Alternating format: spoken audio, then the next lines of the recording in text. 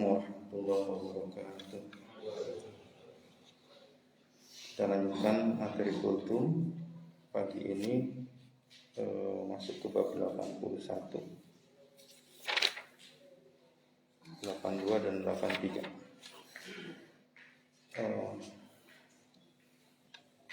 Alhamdulillah kita mendekati akhir Ramadan, masih diberi usia untuk bisa sampai menikmati akhir-akhir Ramadan ini. Mudah-mudahan kita terus bisa meningkatkan dan memanfaatkan sisa Ramadan. Seperti di zaman Rasulullah, sisa Ramadan adalah saat menangis barangkali sahabat-sahabat karena akan berpisah dengan tamu agung yang kadang tidak tahu apakah tahun depan masih bisa mengalami atau enggak, sehingga memang dimaksimalkan kesempatan tersebut. Di bab 81 ini bab larangan meminta jabatan dan memilih meninggalkan kekuasaan bila belum mendesak atau hajat darurat.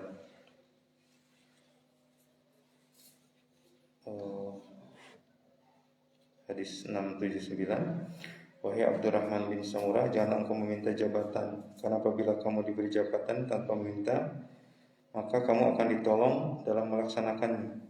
Dan apabila kamu diberi karena meminta, maka jabatan itu sepenuhnya dibebankan kepadamu.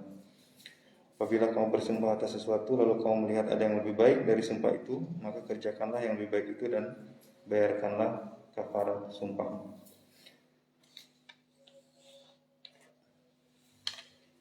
Berikutnya, wahai Abu Dzar, sesungguhnya aku melihatmu orang yang lemah dan aku mencintai untukmu apa yang aku cintai untuk diriku sendiri. Janganlah sekali-kali engkau meminta atas dua orang sekalipun dan jangan sekali-kali mengurusi harta anak yatim.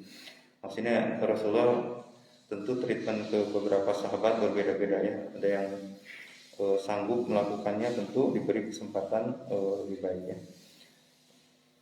Dan seterusnya, selalu dengan berbagai pertimbangan.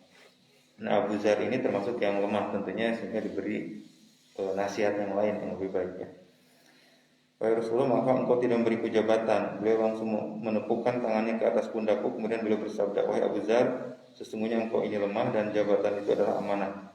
Pada hari kiamat itu ia akan menjadi kehinaan dan penyesalan kecuali orang yang mengambilnya dengan haknya dan menunaikan tugas jabatan yang menjadi kewajibannya. Jadi sebetulnya di waktu yang sama kan tidak mungkin ada dua yang menjabat gitu ya. Jadi kalau ada orang yang lebih bagus, lebih paham, tentu diberi kesempatan yang seperti itu. Karena begitu kita menawarkan diri kemudian ternyata tidak perform gitu ya, maka sebetulnya menutup orang lain untuk berprestasi juga gitu. Sesungguhnya kalian akan berambisi berebut jabatan, padahal nanti pada hari kiamat jabatan itu akan menjadi penyesalan. Nah, terus apakah kita jadinya diam kemudian itu? Tentu tidak juga ya. Kalau misalkan kita memang cakap, mampu, kompetens, kita boleh menawarkan diri ya. Seperti yang dilakukan oleh Nabi Yusuf ya. Nabi Yusuf itu pada zaman itu udah di Al-Qur'an dijelaskan memang kompeten. Ya, pilih dia yang mampunya di mana gitu ya. Dia mampu mengelola ya seperti bendahara negara gitu ya. Maka Nabi Yusuf menawarkan diri untuk menempati jabatan tersebut karena amanah yang dia sudah tahu akan ada datang 7 musim subur dan 7 musim kemarau gitu ya, sehingga logistik sangat perlu diperhatikan betul, dan siapa yang menguasai logistik dia akan menguasai saat itu ya.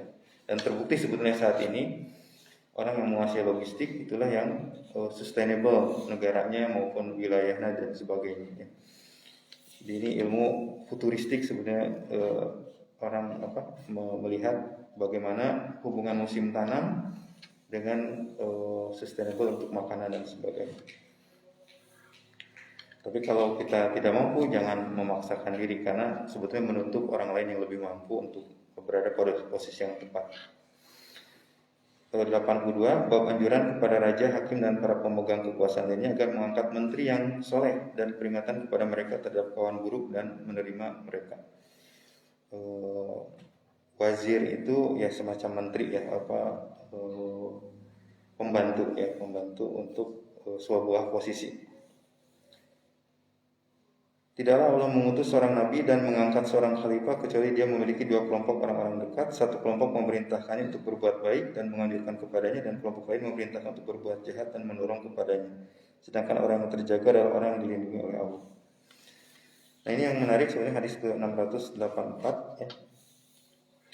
Apabila Allah menghendaki kebaikan bagi seorang penguasa, maka Allah menyiapkan untuknya menteri yang jujur, atau istilahnya pembantu-pembantu yang jujur, ya, kabinet. Ya, ini seberapa level sebetulnya, bisa di RT, RW atau kelurahan atau apa, atau posisi di tempat kerja barangkali ya. Maka Allah menyiapkan untuknya pembantu yang jujur ya. Jika dia lupa, dia mengingatkannya. Jadi bukan istilahnya tuh asal bapak senang dan sebagainya. Justru pembantu inilah yang paling penting ya. Jika dia ingat, dia menolongnya. Dan apabila dia menginginkan selain itu untuknya, dia menyiapkan baginya menteri yang buruk ya. Jika dia lupa, dia tidak mengingatkan, dan jika ingat, dia tidak menolongnya. Jadi ini terbukti sebetulnya di beberapa kejadiannya. Belajar dari Fir'aun misalkan. Fir'aunnya tuh sebenarnya enggak, ya memang posisinya seperti itu ya, tapi lebih diperparah lagi oleh pembantunya ya, yang selalu memberikan saran-saran yang tidak baik sehingga merasa apa yang dilakukannya itu benar. Ini pentingnya orang-orang lingkar satunya gitu ya, bagaimana dia bisa mengingatkan, bisa menolong dan sebagainya, dan berani untuk berbeda kalau memang menyalahi aturan gitu ya. Jadi ini menarik ya. Tadi sebut sekali lagi, apabila Allah menghendaki kebaikan bagi seorang penguasa, maka Allah menyiapkan untuknya menteri yang jujur atau pembantu yang jujur. Jadi kalau demikian juga kita ya, misalkan di satu tempat kita pas dapat diamanahi memimpin, nah kita harus mengangkat orang-orang sekitar, ring satunya itu yang bisa menasihati ketika dia salah gitu ya. Bab terakhir di sini 83, larangan menyerahkan kepemimpinan, jabatan hakim dan bentuk kewenangan lainnya kepada seorang yang memintanya atau berambisi kepadanya sehingga dia menawarkan diri untuk memimpin. Tadi sudah disebutkan, mungkin sekali lagi disebutkan di sini. Saya masuk menemui Nabi bersama dua orang saudara sepupuku. Salah satunya berkata, "Wahai Rasulullah, berilah aku jabatan dalam sebagian apa yang Allah kuasakan kepada Anda."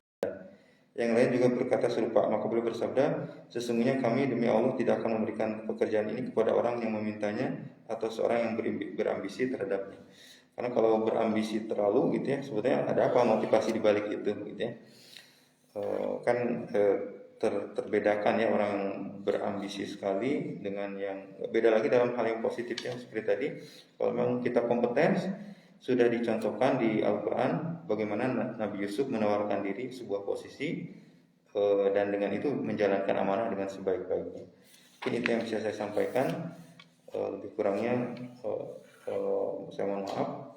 Yang benar dari Allah, yang saya salah atau keliru dari saya, Allah lebih tahu. Allahu a'lam bishawab. Assalamualaikum warahmatullahi wabarakatuh.